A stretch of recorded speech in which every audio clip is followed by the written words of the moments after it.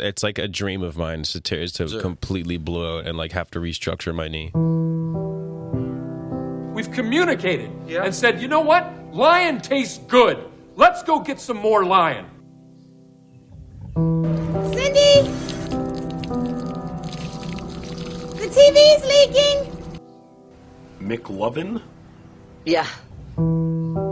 Today is Thomas Cup's birthday, and this is Project X. Yo. Hello, everybody. You're listening to Birdcore. My name is Sam Bird. As always, I'm joined by Jenny Kim. Jenny, how are you? Hello, I'm good. I'm very excited for this episode. Yeah, me too. Me too. And the big reason why I'm excited is because we are doing it for a second week in a row now. Because last week we had some technical difficulties that we'll get into. First, I'd like to introduce our very special in-studio guest. He goes by Big Jake. He's a stand-up comedian living in Toronto. He's open for other comedians like Mark Norman, Joe List, Dan Soder, and Lil Sasquatch of Barstool Sports, just to name a few. He runs Dark Comedy Presents every Saturday night at 11 at the Royal Comedy Theatre in downtown Toronto. And he does tons of other shows around the city every week. You can find information for those on his Instagram at the Notorious Big Jake. I stuttered. It's over. I stuttered. It's fine. It's probably not playing. We're probably just talking to ourselves again for 15 minutes. It's true, yeah. Ladies and gentlemen, he's starting to get recognized in public. Jacob Silva. Yeah. Friend of the program. My friend from Montreal. We go way back. We used to play soccer against each other. Oh, that's hilarious. That's how I know you. Do you remember when we met, though? Do you know? Well, we never met. Do you know why we became Facebook friends? Did it have to do with football? Yeah. Yeah? It was some guy threatened to jump me at school. Really? And then Luke Jardin got like 15 dudes from the Lakeshore Cougars Bantam team to like DM the guy and go, if you go near Big Jake, you're done. You're kidding me. Really? Yeah. I don't remember who the kid was, but I just remember he brought you and was like, yo, my buddy Sam's going to beat you up. And then my other buddy is going to beat you up. And there's like 15 dudes from, like, I didn't play with you guys at all. I quit after Pee Wee. Yeah. And then just Luke was like, no, I'm going to get 15 dudes to beat this guy up. Wait, so Luke brought me into it and said Sam is going to come beat the guy that was threatening you? Yeah, he's like, Lakeshore Cougar, the friggin' Lakeshore Cougars are coming in. I messed up. I was so good last week. I didn't swear. It's okay. Yeah, well, a good thing about last week is all 9 minutes that we had of amazing, smooth conversation was not recorded. Great. And that's not our fault because we don't do anything wrong over here. No. It was the program. Yeah. That was going on. It's almost like this school spent all their money on rebranding. Yeah. And then they didn't put much money towards getting a new computer for the studio. No. But we're thankful that they let us record in here regardless. Yeah. No, this is sick. Yeah, it's a good setup. Yeah. Like I was telling you just before we went on, when I do this for the length of the semester. So I have this week and then 2 more weeks. And then afterwards, like I won't have access to this studio. So I'll kind of be on my own. Yeah. Yeah, I'll have to get my own, like, I'll have to figure, I have a Rodecaster, but then I'll have to get like another mic and then I'll have to figure out a camera situation, like a studio situation. Yeah. So I might have to record like out of my room in my basement, just have guests come in and like, don't mind my bed. Like, you know what I mean? You have your big issue where it's like, because here they're like, you can record Mondays and you're like, okay, I only have Monday. And then you go do it. When you're just doing it on your own, like me and my buddy Rob and Matt, we have a podcast that we've been recording episodes for since August of last year, and we've never posted one. Really? Yeah, because we go like 2 months in between an episode, and then we fight, and then there's like, because we're lazy. You gotta make sure you show up and do it. Yeah, true. But yeah, no, this is cool. We didn't have they would never let us do this at Humber.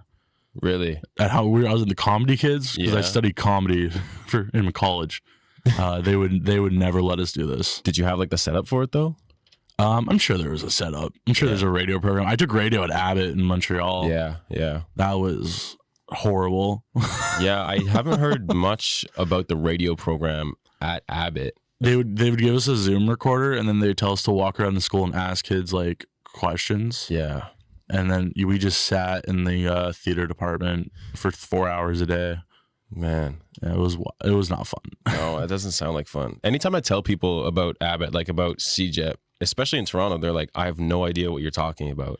No. Some people know. Other people are like, huh? No, I straight up just call it college. I just tell people I went to film school for 2 years because there's no other way to describe it. Well, that sounds really good. Yeah. When like in reality, it was radio with a Zoom recorder at Abbott going around the hallways. Go to like the Shark Tank. Remember the Shark Tank at Abbott? Oh my The god. whole football team would just hang out there. Dude, we didn't have a library the entire time I went there. Yeah, that's true. They were doing construction the whole time. I remember I went to go get a book and they're like, you have to take a bus 40 minutes west and go rent the book and then come back. I was like, what? Yeah. Can I drive there? Like, no, you got to get on the bus, the library bus. Dang. Yeah, no, those days are behind us. We're on to bigger and better things. Jenny, has anybody hit you up saying that the audio's not working, or are we good? No, it's working. Apparently it's a bit.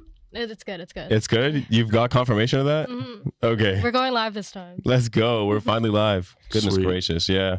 Sure. Has anybody told me? Okay. My dad said working. Yay. Oh, cool. So we're good. Sup, Ted Bird? Hey, Ted, you did stand up with Jacob once, or well, not with, but I guess like together. We were either, I think we were on a show together, or I saw you do a show once at the Nest. Yeah. Yeah. I'm sure he'd recognize you too. Yeah.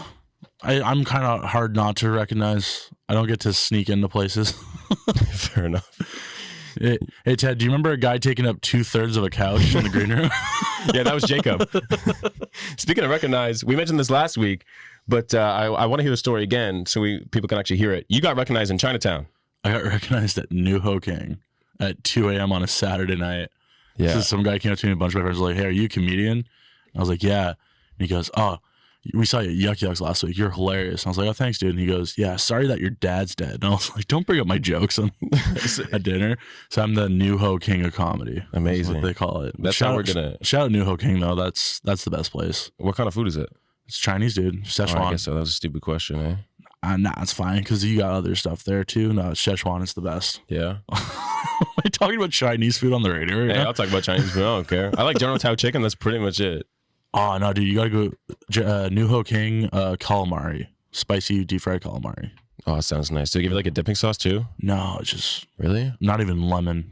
Really? It's the best. It's good without any of that. It's good. You just let it burn your mouth a bit. Yeah. Yeah. I can't do spicy though, man. Like sriracha is too much for me. It's cutting it close. Oh, we're way too white. We're Yeah. way too. People don't understand where we grew up. Yeah.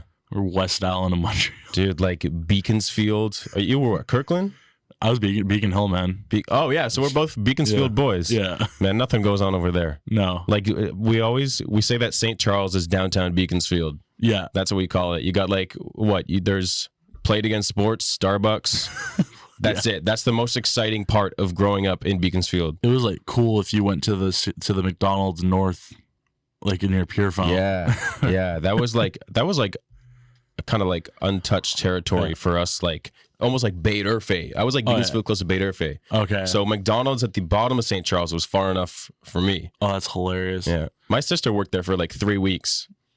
She's 15 years old. She got her first job at that McDonald's. Yeah. And after 3 weeks, she's like, I'm not doing this anymore. She like got a bit of money, bought tickets for Drake. She's like, I'm out.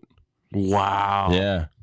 Dude, I was gonna buy tickets for Drake just to go see, and then they're like $300, and I was like, should I just buy these and resell them for a ton of money? But You'd then be able to profit so much. I was like, I don't even know if I can drop $600 on two. They were like Section 3 something. Like, I'm not going to concerts anymore. No. Some concerts are really expensive these days. Yeah. Like, I know, Jenny, you were looking at tickets for Daniel Caesar the other day, and they were all sold out already, eh? Yeah, it was like 30 minutes after ticket. Do you know? Put on sale. Do you know how much tickets were? Like, They weren't too bad, but I wouldn't say that Daniel Caesar is like crazy. yeah. I think the cheapest tickets were like $65. Oh, that's okay. Well, Where's that? Because I only go to concerts at History now. That was out in history. yeah, it's a Yeah, history. History's great. Yeah, History's really good. I went to see Mount Joy at Yeah. History. They were good. There was cheap tickets. But then like you know Joji, Filthy Frank, Yeah. the YouTuber. So Joji, I was looking at tickets for him last minute, and the cheapest ones were like $500. That's insane.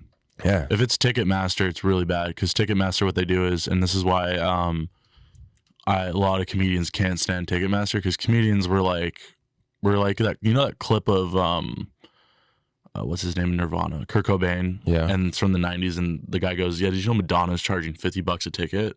And then it's Kurt Cobain losing it, going, "We charge $12 for Nirvana." That's what comedians are like. Like Louis C.K. say what you want about the guy, but when he rents out like massive arenas, every ticket is $50. Doesn't matter if you're in the the worst seat in the room or the best seat, it's all $50.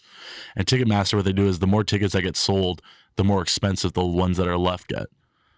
It's called like their tiered pricing thing. Yeah. So like I've worked like with Mark Norman, and some people in his audience paid $500 to watch him.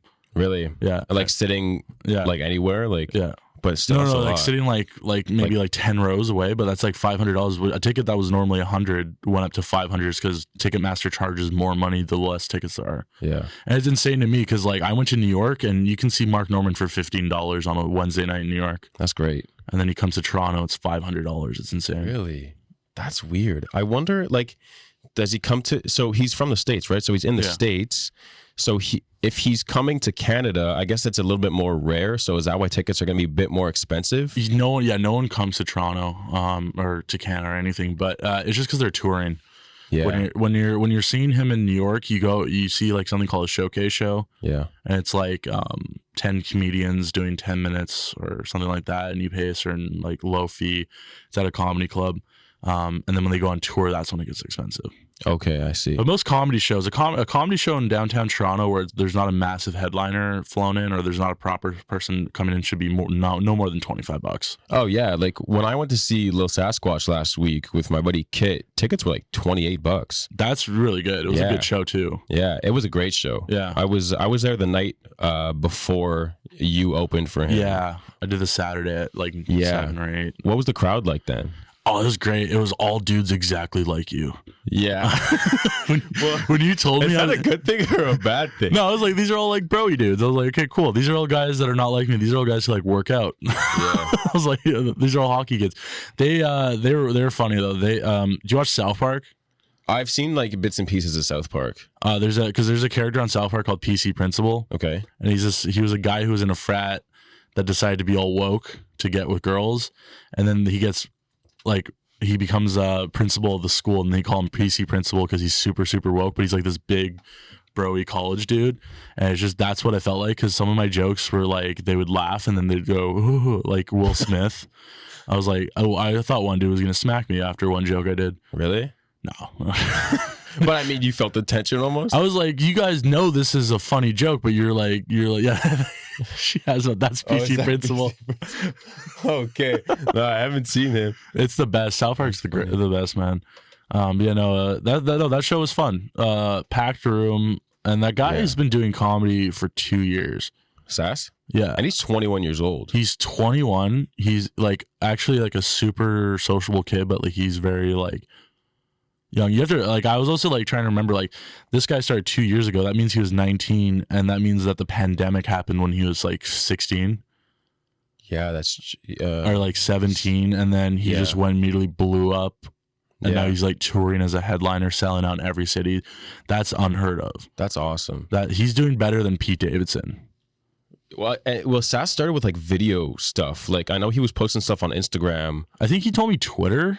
Yeah, him and Connor Mook. Yeah, were Twitter guys. Yeah, like, that's hilarious. Yeah, Twitter's where I discovered him. Yeah, because he hasn't posted anything on TikTok in like 2 years. No, some people like swear by TikTok, and that's how they blow up. And other people are like, I don't need TikTok to. I know a lot of people who are just famous because of TikTok, and they are horrible people. Yeah, and the people from Toronto, there's like 4 dudes from Toronto that blew up because of TikTok. They're actually really nice people, but I've worked with like people we've flown in, and they have like massive TikTok followings, and they're like not cool. Really? There's one guy, I picked him up at the airport, and he pulled out his laptop at the airport, like the second he got in my car, and then talked to me for 45 minutes. He was just editing TikToks the entire time. Really? I was like, just talk to me, dude. We're in traffic for 45 minutes. Why did you pick him up? Like, was he coming to do like a show? Yeah, we were. My buddy Rob, who is a comedian, he also books shows around the city. He's the guy who brought in Lil Sasquatch and stuff. Rob Mayu, right? Yeah. And we brought this guy in, and he was like, it was sad. There's a thing it takes time to get to like these people's level, to like tour and stuff. Yeah, you have to be like someone like me who is like opening for years, learning how to treat people, how to treat staff. I mean, I'll go back to Louis CK. You can say what you want about the guy, but when I worked at Yuck Yucks as a door guy, all people talked about was how nice he was to them like 5 years ago. Norm Macdonald, a Canadian legend, the staff 20 years later still talks about him, because you gotta treat the staff at like clubs and stuff, right? That's what matters.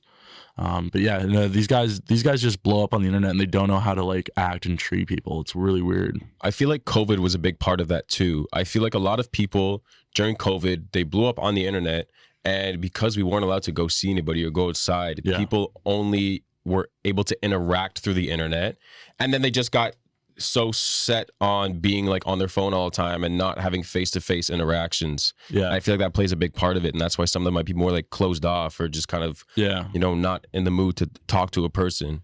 Yeah, no, it's very sad. The thing about COVID that bothered me was what you said is what blew up was podcast during the pandemic, and then so like the first year and a half post, like 2021, like when theaters opened for the first year, it was only podcast people opening up like doing theater shows. And so like the state of comedy was so bad, and then you had everything that happened during the pandemic, and then it all changed when Chris Rock got slapped. And now it's a different game. People think you can fight comics now. Yeah, it's wild. Have you ever had? I had 3 dudes from Sudbury try to fight me once, and then they waited for me outside, and then they realized how big I was because they were sitting in the back of Yuck Yucks when I was on stage, and I was like, "Yeah, let's go!" And I was just like, I was about to take on 3 dudes from Sudbury. I've never been in a real fight. Like I've lost both fights I got into in high school. I got my butt handed to me. Yeah. And then I was like, "Let's go." I punched a couple kids playing lacrosse, but let's bring it to the streets now. They're drunk. They're drunk idiots from Sudbury. So were they heckling you while you were on stage? I got to the show late, and they apparently had been ruining the entire show, and no one warned me. So I just went at them, dealt with them, and then the door guys finally wanted to kick them out after like an hour into the show, and I was like, "Don't kick them out now." I dealt with them. Yeah. And then one guy was like, one guy was just like, "Yeah, you're fat," and I'm like, "Yeah, I'm still gonna be fat outside." I was like, and then I sat there and I got off stage. I'm like, "I'm gonna have to go outside now." Yeah, great. You're gonna have to face this problem you just created. Yeah, I parked outside the front. I'm like, "Damn, I can't go out the back door. I gotta go through the front door." There's no avoiding it. Yeah, but that happens a lot now. The big issue with comedy now is all these TikTok clips. Because every comedian posts like crowd work stuff. Yeah, and now everyone thinks that you're supposed to heckle at comedy shows. Yeah. It's like that. I don't know if you ever watched Seinfeld. I'm very guilty of never having watched Seinfeld. Oh my! I can't believe I said that live on air. Yeah. Yeah. Your dad must be. Your dad messed up. He probably just turned this off. Yeah. Yeah. Ted, come on, man. Yeah. It's on Netflix. Yeah. I don't know what it's my easy. issue is. You start with season 2. Okay. And then you watch till season 8. Okay. Season 1 is not. Season 1's not that good. Season 9 is all right. Yeah. But like when Larry David left in season 7, so you have one decent season. Okay. But you just want there's an episode where Kramer, do you even know the characters? Yeah, no, I know. Yeah, some of them. So Kramer brings a girlfriend to the comedy club, and she starts heckling Jerry. And Jerry's like, "What's wrong with you? Why would you do that?" And she's like, "Well, it's a comedy show. It's what we're supposed to do." Yeah. That's every audience. There's constant heckling now. It is wild. Really? Because people are like, "Oh, I'm going to help you. You get to tell me to go F myself. And now I'm on your Instagram and you're going to get 1 million views." And it's like, no, you just ruined someone's night, month, Yeah. It's hard to get spots in any city you're in. Like some people will wait like a month to do a 5-minute spot on a show, and they'll prepare for it for a month. They're getting all excited. They'll go to the comedy club. There's a decent crowd. And then they have 5 minutes, and then they lose 3 minutes of it because someone yelled something. Yeah, that'd be awful. Yeah, like people wonder why comedians lose it on people. It's when you're at like my level and you're waiting forever to get a decent spot or something, and then someone can just ruin your night in a second. And they think they're doing you a favor. Yeah, right. It's like, no, you just gotta shut up and laugh. Yeah, I don't even want you to laugh. I just need you to shut up. Honestly. Just I got my camera recording in the back, like this is for for my, like you post your clips online, you got your camera, like that's going to help you eventually, you know, you have all your material lined out, and you don't want someone interrupting you. I almost forgot the word. I almost said interacting. No, like when I record, like when I post a clip, it's because usually I did like a big show. Yeah. And like, but if someone like ruined my heck, like I just posted a clip on Instagram. I was in Buffalo, opening for Dan Soder, and there was what Dan called snow hillbillies in the audience. What's a snow hillbilly? It's a hillbilly, but Buffalo, New York. Okay. Buffalo Bills fans. Okay. And they were QAnon people.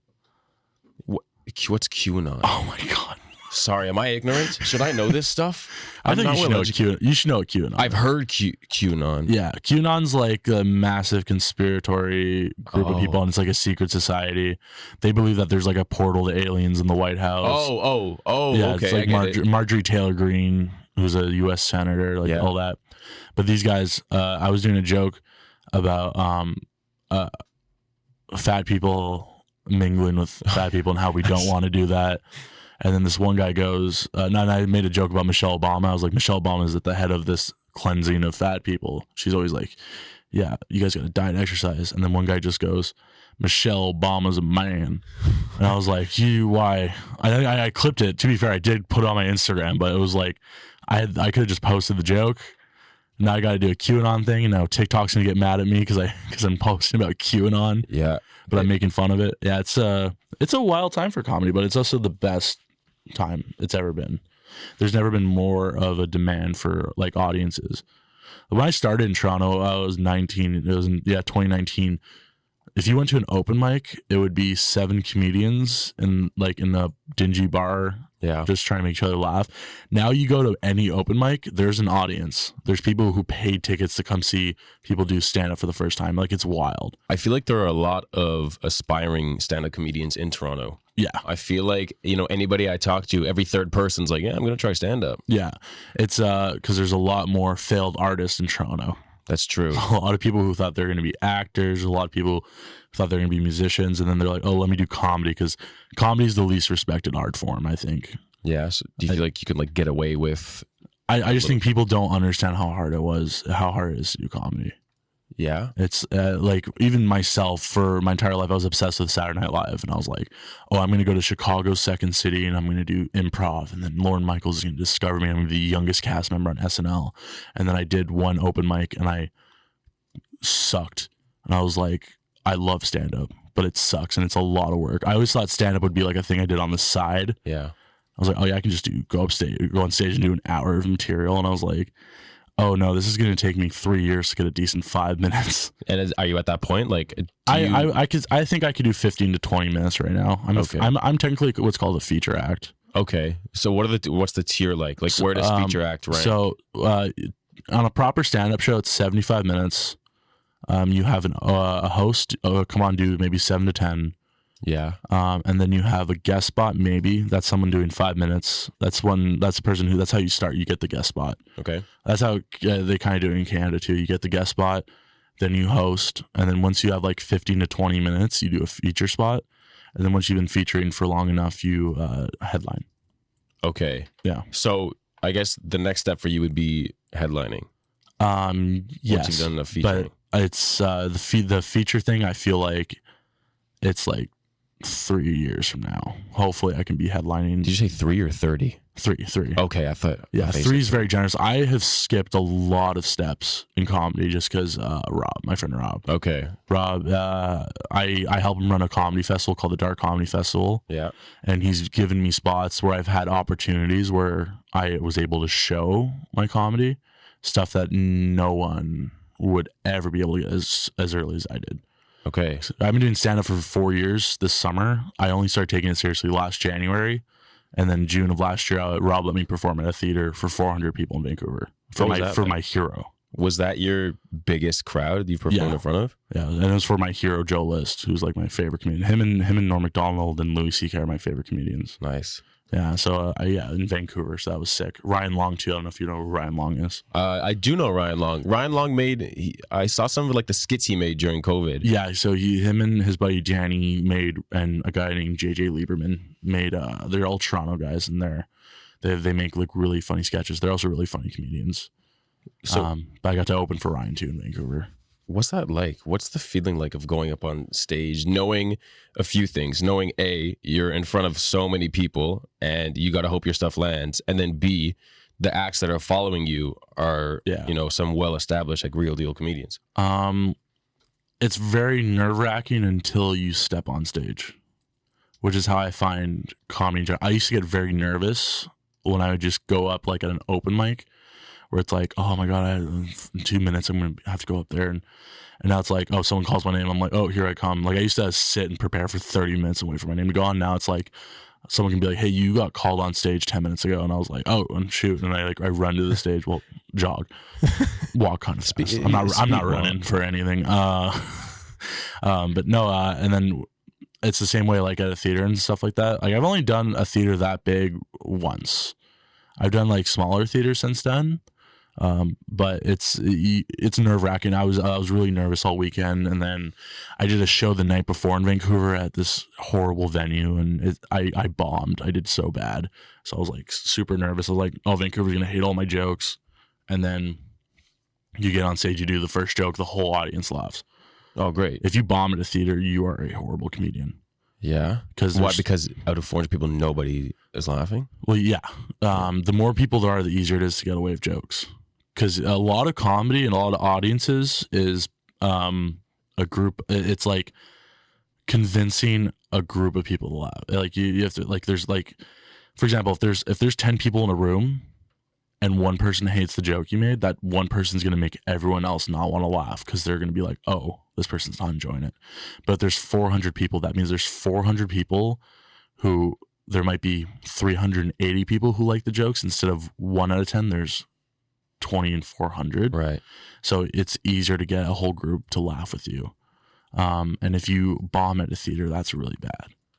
I mean, if you're like doing like I did 7 to 10 minutes, yeah, that's if you bomb doing that, that's bad.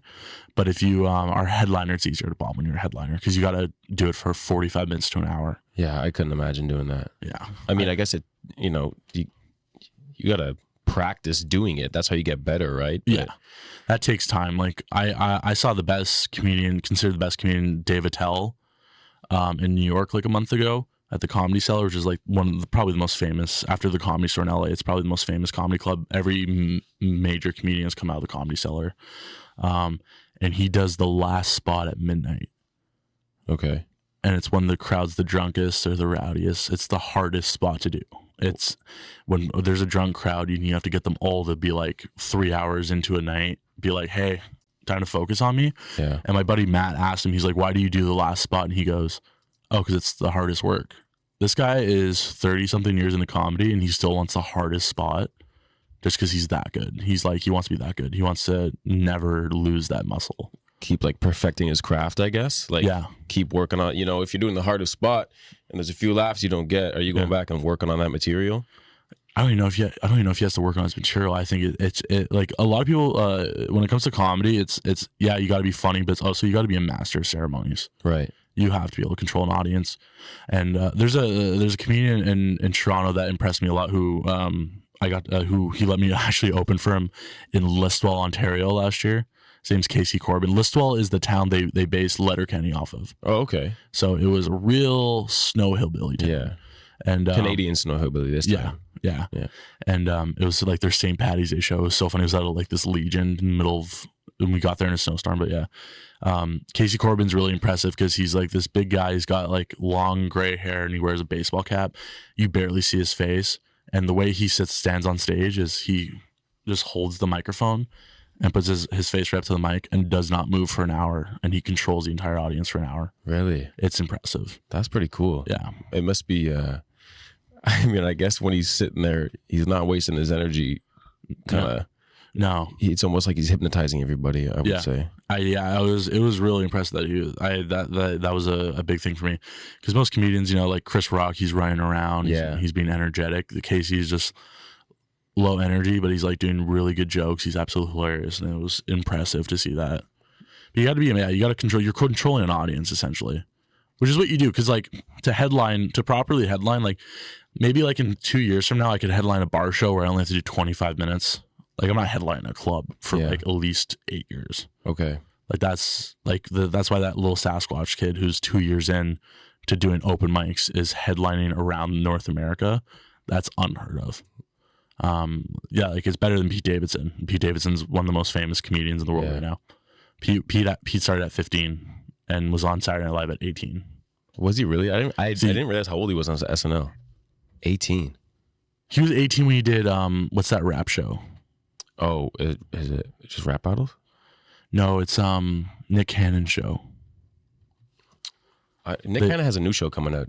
You sure about that? Oh God, it's a show where the women are going to compete to have his 13th child. Oh Jesus. Yeah. Yeah. Good for him. Yeah. Nick Cannon, man, he's been doing a lot of work. Yeah, if you're not good enough for Mariah Carey, what are you doing with your life? Absolutely. Yeah. But no, it was Wild and Out. Oh, Pete was on Wild and Out when he was 18. He was the youngest cast member on SNL at 21. Okay. So like that's impressive too. Yeah. I feel like SNL's almost gotten younger though as the years have gone on. Yeah. But maybe I just say that because the people who were on it, 10, 15 years ago, I see them as old now. Yeah. But they were younger back then too. Oh yeah. But there are some young cast members, like Andrew Dismukes is relatively young. I think he's around my age, maybe a little bit older. Really? I think so, yeah. I'm 23. I don't know. I'll send him a DM, see how old he is. Well, the funny thing about comedians is that, especially on Saturday Night Live, you go, oh, this guy's 23, and they're 35. Yeah. They're 15 years into comedy. They're the amount of people who are older, like most people who get on SNL are like 35. Dang. So like even Pete had a hard time at 21. Like the only other, I think the person before him who's that young was like Eddie Murphy. Okay. Eddie Murphy is super young. Yeah. So it's really funny. But back to that little Sasquatch kid, he's impressive he's very humble too. He only did 35 minutes of stand up.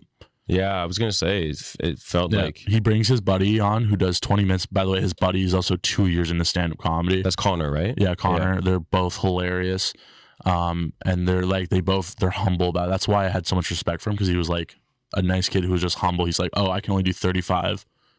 And I'm not going to drag these people through an hour of bad material. I'm going to give them a decent 35. Yeah. Yeah. It was a fun time. Are you at a point, do you need like an agent when you're booking stuff, or do you do it yourself? Like I know Rob, so does Rob help you book? Like Rob, yeah. Okay. Rob, we book people. I say, hey, can I have a spot? That's about it. Okay. But yeah, no, he gets me a lot of spots. He's like, that's helped a lot, because I moved back to Montreal like in the last summer, and I was driving to Toronto every 2 weeks, and Rob was letting me perform on all the shows throughout the weekend. Like you don't have an agent in Canada. Okay. The only comedy agent you really have in Canada is if you're signed to Yuck Yucks, which is a chain of comedy clubs, because Mark Breslin is the owner, and he is the biggest agency for comedians in like comedy. Okay. Because he has 400 comedians signed to him, and he does corporate gigs and stuff. That's the only real booking agent really for comedy. If you want a comedian, you go to yuckyucks.com, or you do it privately. Okay. Yeah. It's until you go to the US, and it's very hard to get into the US if you're Canadian. Is that something that you want to do? That's something I really want to do. So where in the US is like optimal? Would it be like New York? Would it be I want to live in New York City. New York City, yeah. Yeah. I've always wanted to live in New York. I just think also it's just the vibe. It's so much better. I don't like it's actually kind of funny. Like there's something, it's like rap where it's like, are you Biggie or are you Tupac? It's like, I'm New York comedy. Like I don't like comedians from LA.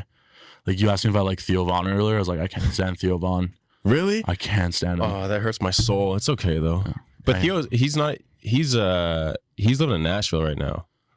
Yeah, but he's still LA. It's ew. You're LA. Is it because he's in with like more like LA celebrities? You know when growing up in Montreal, if a girl said she was from Montreal, but she was really from Laval. That's what it's like. Okay. Yeah. Okay. That's perfect reference. It's like when a girl says she's from Yorkville. Yeah. But she's from Ajax. Okay. It doesn't count. Okay, I get it. There's still Ajax in that girl. I don't care how long she's been going to U of T for. She's an Ajax girl.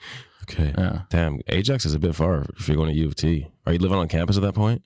I'd assume so. I don't think that is relevant for the reference I made, but no. But now I know. Now I'm thinking about it geographically.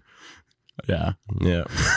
Do you know what Ajax is? Yeah. Well, Ajax, like, I'm still learning the Toronto, like, man, I haven't been here 2 years yet. I'm still learning. Yeah, I know. Oh, yeah, you haven't been here that long, eh? No. Well, I think you and I both moved back here. Like, I moved back to Toronto after the pandemic, and you moved here.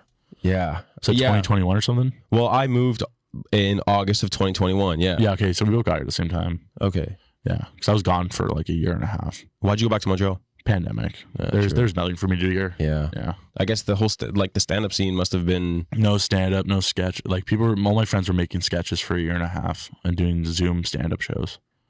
Zoom stand-up shows. Yeah. Horrible. My God, you'd never know if you're bombing or not. No, it was just you're just talking into the void for 5 minutes. Oh my God, that's kind of like an online class. It was worse than online school. It was worse. And also to add to that, I did a semester of stand-up comedy college on Zoom. At Humber? Yeah. Dang. Absolute worst. Do you find that Humber... Hold on, let me explain. Yeah. Yes, I had to pretend how to be a clown on Zoom. I had to wear a red nose and do clown on Zoom for semester, and I quit. How do you do? Can you give us an example of how you had to be a clown? All I remember from clown is that my teacher did not let me use my clown name. We all had to come up with a clown name, and she hated my clown name. Why? Because this was at the same time of like the Trudeau photos got leaked. Yeah. So my clown name was Whiteface. Okay. My teacher refused. We had to do a show where everyone's clown got introduced, and he had to go on stage in character, and she refused to use my name. Okay.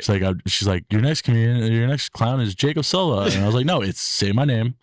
Say my name. I felt like Walter White. I was like, say my name. Say my name. You know exactly what my name is. Say my name. But she never did it. She did. It was such a good name too. Was the class called Clown? It was called Physical Comedy, but there was like a semester where you did clowning, and I think it spilled into Zoom for a bit. Yeah. Do you find that Humber prepared you for your like? Absolutely not. No. No. Why not? Humber, it's an underfunded program, the comedy program there. But the good thing about it is you meet really good people. That's true. Then it sets you up for a college program where your only job is to go do open mics. Okay. And no one ever does it. Why not? What do you think that is? Lazy. Yeah. So the cool thing about the Humber Comedy Program is you get they do a show every Tuesday at Yuck Yucks. Yeah. So you're performing at a comedy club when you start stand up, basically. So it is pretty awesome. That's the one good thing, and you meet a lot of great comedians who've been in the program, and they do teach you some good stuff, but they don't know how to prepare you. Anyone who's teaching anything would not be teaching if Yeah, that's true. I know what you're saying. If the saying is, those who can't do teach. Yeah, I know what you mean. So it's like, yeah, there's some great people, but like they're not relevant, especially in comedy, where it's like the teacher, like we added a guy named Larry Horowitz. This guy hadn't been on stage in 20 years because of health reasons. So he would teach us how to do like, how to get a following on the internet. He'd be like, this is how you make chili in a coffee maker in a hotel in Sarnia. He literally taught us how to make beef chili in a coffee maker. That's when you run out of material to teach, I guess. That's the next best step. Dude, Larry was the best. Shout Larry Horowitz. But no, if anyone doesn't know what they want to do and they think they're funny, go do Humber Comedy Program. Yeah. Yeah. Just to pass the time. It's 2 years. Yeah. You get to learn about comedy. Like literally one of my classes was history of comedy. That's pretty cool. We watched movies all day. Yeah, like I guess comedy movies, right? And you like learn about like different actors and like comedy actors and stuff like that. Yeah, it's great. Okay, cool. Yeah, it's good. Like there's a 17-year-old kid who hangs around our scene, like our group. His name's Izzy. He didn't want to go to college after, and I was like, dude, you have to go to college. You can't just be doing stand up at 17 and have nothing on. You got to go party. You got to live a life. Yeah. So I convinced him to do the Humber Comedy Program. So he's doing that next year. Okay. Yeah. If he hates it, I don't care. He's not. We bully this kid so much. He's like a little brother, but like we bully him the funniest way. Like we bully him like properly. We're like, hey, we catch you doing drugs, you're no longer performing with us. And he'd be like, okay, I'm done doing drugs. He's a wild kid, but it's cool. The crazy thing about this kid is so anti-woke. Oh yeah, that's the new thing. It is, eh? I've noticed there's a lot more people who he's a Jewish kid from Toronto, and his favorite thing to watch is Fox News. Oh really? He does jokes about Fox News because his parents, like, it's the thing where it's like, if your parents, like, I feel like our age and stuff, parents didn't really care. Like, I don't think our parents were like trying to be like, hey, you don't say this at school. They're like, hey, was it funny? You know? So we're kind of neutral. We were able, but like, there's an agenda. Oh yeah. There's an agenda with parents now, and then they force it down their kids' throat, and then those kids now are like, I don't want to be like you. No one wants to listen to their parents. They grow resentful. Yeah, I was a latchkey kid. That's why I don't resent my parents, because they weren't in my face 24/7. I got to figure myself out a bit. Right. But these kids, like this kid Izzy's like super anti-woke, and it's wild to see because that's the new generation. Like dark comedy and offensive humor is on the rise. Yeah, and it's all very, like you said, anti-woke, I find. Like, yeah. Like your material, your stuff is dark comedy, right? Yeah. So are you like going into it hoping that your crowd is like not a huge woke crowd? Because if you go into that kind of situation, like, yeah, are you screwed? No. It's kind of like teaching the best way to teach a kid how to swim is to throw him in the pool. Yeah, I don't know true. if that's a good lesson. I don't know if my parents did that. My parents knew we had a pool, so they were like, "You're gonna learn how to swim before you walk." But it's like you got to learn how to deal with any crowd. Yeah, it's an argument I have with my friend Matt, who does very funny, but his material is wild. And I was like, you got to be able to go into any room. Just have like a second gear you can go into. And he's like, no. Comedy's pure. I can say whatever I want. I was like, okay. Louis C.K., not to bring it up for the 5th time. Yeah, Jenny, are you keeping track how many times you're at Louis C.K.? I love Louis C.K., and I'll defend him on any college radio program. Write that down. Quote that. Put it in bold. But Louis used to go into every room in New York City. He used to go do shows in Brooklyn. Brooklyn was super woke in the 90s. Oh, wow, really? So it's Louis, you got to be able to have that second gear just to make a crowd laugh. It's back to the master of ceremonies thing. Yeah. But me, no, I don't think I don't think I say anything that super offensive where audience hates me. I just bring people to such a low energy, dark level, and then I make them like, what's the word? It's cathartic. I mean, because a lot of my stuff is super dark. I talk about my dad. My dad died a really funny way. I don't know how to talk about it yet because I might get sued by the Montreal Canadiens hockey team if I talk about how my dad died. I mean, because a certain doctor. We don't have to say any names. I mean, let's just say there was a certain doctor working for the Montreal Canadiens who may or may not have killed my dad. Off the record. Yes. Off the record. And then my grandfather, to cheer me up, brought me to a Montreal Canadiens hockey game. Oh, boy. And it was the night they were honoring that doctor. Oh, boy. So 23,500 people were applauding for the guy that just killed my dad. And then the way I do it on stage is I go, anyone here seen Spider-Man 1, Tobey Maguire? And they go, yeah. And I go, remember when the Green Goblin died and everyone was celebrating in Times Square? Yeah, that was like me at the Bell Center and I was James Franco. Oh, man. Just going, my dad, though.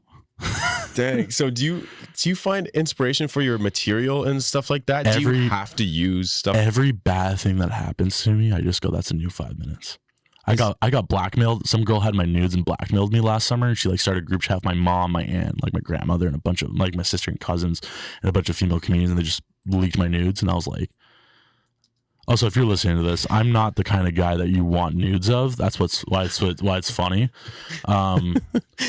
Yeah, she's like, send me a picture of you in the mirror. I was like, oh no, I'm being blackmailed. I was like, no girl wants to see me naked in the mirror. I shut off the lights off. I don't even want to look at myself in the mirror, let alone send a photo to a hot young girl.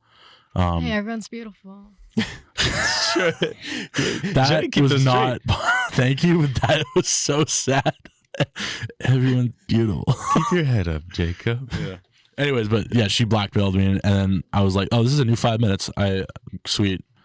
Yeah. Every bad thing. That's what you got to do. Yeah. Is it hard for you to like talk about that stuff? Like on two different levels. Is it hard for you is it almost embarrassing to share a story about like your nude being leaked? And like, is it difficult to talk about your dad when you're up there? Or are you just going like, I gotta say what I gotta say? It took me a long time to talk about my dad. Yeah. He died when I was 15. I didn't start talking about it until I was 21. Whoa, okay. Like I tell like friends every once in a while, they'd be like, how'd your dad die? And then I would leave out the hockey game part. Yeah. And then my friend Evan who's a young comic too, and he's headlining. He recorded an album super early. Like he just recorded an album last summer, and he's like 3-4 years in. He's 21, 22. But he's very talented. He does musical comedy. But I drove him to Sudbury in summer of 2021. It was his first headlining gig. Yeah. And I was going to do 15 minutes. And this was my first stand-up show in a year and a half. And before that, I had 2.5 minutes of material, and I was supposed to do 15. And we spent 4 hours in the car of him going, just talk about your dead dad. Tell the story. It's hilarious. It's going to be 5-10 minutes. You'll be fine. And I just went up on stage, and I was like, so this is how my dad died? No one found it funny. Oh, I bombed so hard. I drove from Montreal to Toronto to Sudbury, and not one person laughed at me. And it's so funny. But it was still a funny story. I would like, it's that took me a while to talk about that. Yeah. Just because I didn't see the humor in it. Like I felt like with my mom and stuff, we'd like laugh about it, be like, how crazy is that? Mm-hmm. But I never thought people would find it funny. And then it took a while for me to find that the way to make it funny on stage. But no, I can talk about it. Like when I got blackmailed, it was like an hour after it happened. I was like calling my buddies, going, I can't wait to talk about this on stage. I was like, oh, because I drove to Toronto like 3 days later and went and talked about it for a weekend on stage. It was fun. It depends. It depends on what it is. Okay. Yeah. Okay. A lot of it is just until I find the funny way to tell it. Sometimes stuff is instantly, I can be like, oh, let's talk about this. Sometimes it's, like last Sunday I was driving home at like 3 a.m. and I was on Bathurst and Concord at the red light, and I saw some chick beating up her girlfriend on the sidewalk, and I like choking her and hitting her, and I had to call 911, and I was like, it was shocking to me. I was like terrified because I didn't know what to do. I just called 911, and then I was joking around with the cops when they showed up, and then the cop comes up to me and goes, hey, can you do a report? And I was like, sure, absolutely. And then the guy goes, yeah, so the officer's gonna be doing the report. This is his first domestic abuse case. And I was like, 3:40 in the morning on Bathurst, I have to train a cop. I have to teach a cop how to do a police report at 3:40 in the morning. I was like, I just want to get to McDonald's. This is on St. Patty's Day. I just wanted a Shamrock Shake. Yeah, please. Shamrock Shake and the new chicken Big Mac. I know. That's all I wanted. And I got to McDonald's. There was like a 40-car lineup. I was like, great, I'm not getting McDonald's now. Thanks a lot. Chick who was beating up her girlfriend on Bathurst. I hope you're in jail right now. She's probably listening right now. Well, I mean, maybe not from jail. How funny would that be if they're torturing people in prison cells with TMU's radio? How funny would that be? That would be like, that would make for a good skit, I think. Oh, it's been done before. There's a comedian named Shane Gillis. Yeah, he has a sketch show, and one of the sketches was in Guantanamo Bay. They were torturing the 9/11 terrorists with people with Philly accents. Oh, Philly accents are awful. Yeah, it's a funny one, but yeah, how funny would that be? No offense to you. This is a fun podcast. I also watched some of your clips, but how funny would that be if it was just me? Someone had to listen to me talk about stand-up for an hour. And it's like after that hour's done, just replay it. Oh, that's start from the beginning. You get it to the point where the people who are in the cells have memorized what you're going to say. But what if they enjoy it? That is true. It's a whole different story. Oh, and you already told this girl where I'm going to be on Saturday. It's great. It's true. Anyways. Can you tell me a little bit about Dark Comedy Presents Saturdays 11? What's the vibe like? Aside from being about dark comedy, it's really fun. Honestly, it's been super successful. We sold out. I mean, we started it in February. It's once a week. We sold out our first show last week. We had it was like 60 people is the size of the venue. We sold it out. It's essentially, if you want to open for people like Mark Norman, Joe List, all these famous comedians, you either do, you come to the Royal Comedy Theater Sundays at 8. It's a show called Casting Couch. Yeah. You go up, there's 3 comics on a couch who get to roast you while you do your stand-up. If you're able to banter back and forth, do well, I put you on my show called Dark Comedy Presents. And then you do that for a bit, and then we'll give you spots on the Dark Comedy Festival. We run shows throughout the year, and at the end of the year, we do a big festival in Toronto in December. We're all over Canada too. But Dark Comedy Presents is essentially, it's just showcasing comedians in the city who I think need a spotlight. And it's a live taping, so we record people's sets. We're still waiting to figure out how we want to do it. Right now, we're just trying to get the show going because it's a brand new show. But once we do that, we're going to start clipping people's stuff, putting it on Instagram, trying to help people grow a following. And then it's also great because sometimes the celebrity we have in town for the weekend, like the famous comedian we fly in, right, will sometimes pop in on that show. So for $20, you get to see a bunch of like semi-pro, pro comedians just do their best material, and then someone cool drops in. It's really fun. That's really cool for $20. Yeah. Dang. And if anyone wants info on that, it's at Dark Comedy Fest on Instagram. Dark Comedy Fest. Yeah. All right, we'll that's put where that up. that's where you find all the info on all the shows and stuff. But yeah, it's a really fun cool. time. That's an innovative idea. I like that. Yeah, that's very cool. To be honest, we're copying a lot of stuff, but we're doing our own spin on it. It's okay. That's it. There's not many people who we're the only festival that focuses on dark comedy. So there you that's go. the cool thing about us. A lot of people are scared to dip their toes into that water. It's dark not. comedy. The funny thing is, it's not even like dark. It's not like we're all like in a cave going, come on.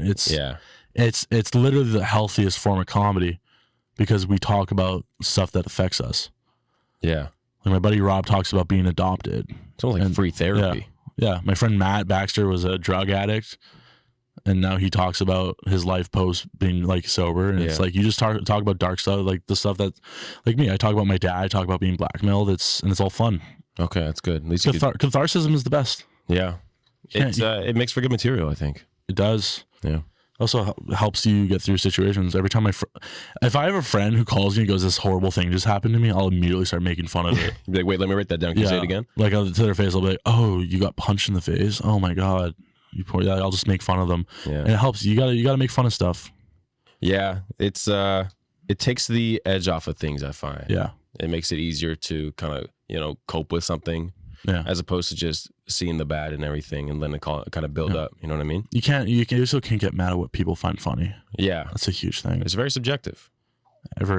Also, you can't get mad at a comedian for trying to figure out. At the end of the day, comedians trying to learn how to make people laugh. Mm-hmm. You can't get mad at them for that. Yeah. That's true. That's why Will Smith is not my hero anymore. Yeah, Will Smith, man. He's kind of tailed off ever since the Oscars incident last year, I find. I just haven't been seeing his name in the news. Maybe I'm not looking at the news enough. But he's gonna be fine. Yeah, I think he'll be okay. His marriage is always rocky, but I think she's a peach. Yeah. She's the best. Look, we gotta wrap it up in about 5 minutes here. I know there was a story that you wanted to tell. Oh, yes. So you literally, when Jacob walked into it, the first thing he said was, "Man, I have a great story for the show." So yeah, by all means, if you're still willing to share it. I'll try and not give full details, but essentially, I was involved partially. I'm working on a documentary with my friend Dave, and it's pretty spicy stuff when it comes to students of the Toronto Metropolitan University. Mm-hmm. There's been some shady stuff going on with the elections, and I was offered a certain role to get votes by students for a certain party, and that certain party, when I told them I was going to be on radio today, refused to give me $400 to say nice things about them. So I am making an expose documentary about it. I was literally like, I'm extorting you right now, just to let you know. I'm going to go on radio on my friend's show. If you don't give me $400, I'm telling them everything. And he was like, "You're so funny." He thought I was joking. I was like, "No, I'm literally blackmailing you, dude." But no, yeah, we're working on an expose about the whole thing because it's deep. We got connections, to the mayoral candidate for Toronto. There's a fraud going on. There's fake posters. There's incentives for comedy shows being posted around. It's a wild story. And my friend Dave and I are working on a documentary/mockumentary about it. It's going to be a funny documentary, but it's also, at the end of the day, it's going to be an expose. So we're look forward to that. It's going to be on my Instagram at Notorious Big Jake sometime in the future. We're working on it right now. The raw footage is in a warehouse in Markham, guarded by security 24/7. If anyone tries to silence or hurt me, you will be exposed.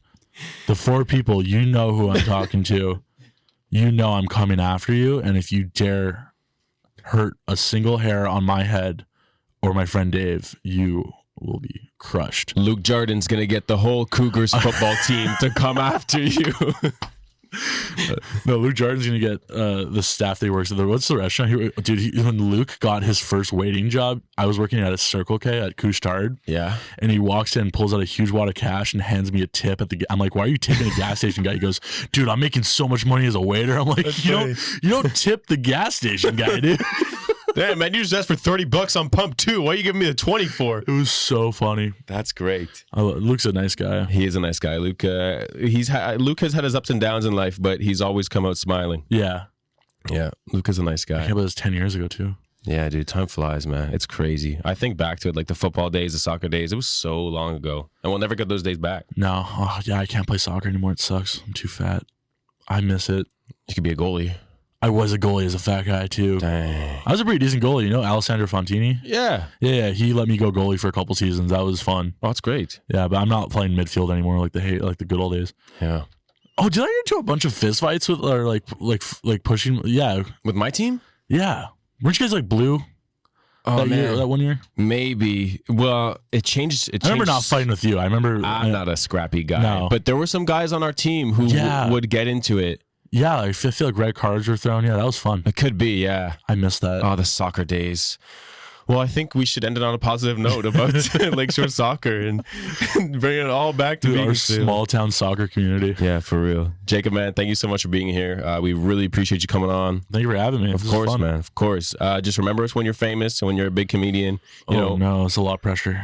when you're doing shows in front of sold out arenas, just start it off by saying, I'd like to dedicate this show to Sam and Jenny over at Birdcore. Absolutely. Can't forget about Luke. And about Luke. Can't forget about Luke. All right, folks, you can find Jacob every Saturday night, 11 o'clock. Dark Comedy Presents at the Royal Comedy Theater. You can find him on Instagram at the Notorious Big Jake. You want to promote anything else? Anything else to say before we sign off? No, come check out the shows. They're Saturdays at 11, Royal Comedy Theater, 1051 Bloor Street West. Follow me on Instagram. Check out Dark Comedy Festival on Instagram. We got great shows. Beauty. All right, everybody. Enjoy your Monday. We out. Sweet. Yeah. It's like a dream of mine is to completely blow out and like have to restructure my knee. We've communicated and said, you know what? Lion tastes good. Let's go get some more lion. Cindy? The TV's leaking. McLovin? Yeah. Today is Thomas Cup's birthday, and this is Project X. Yo.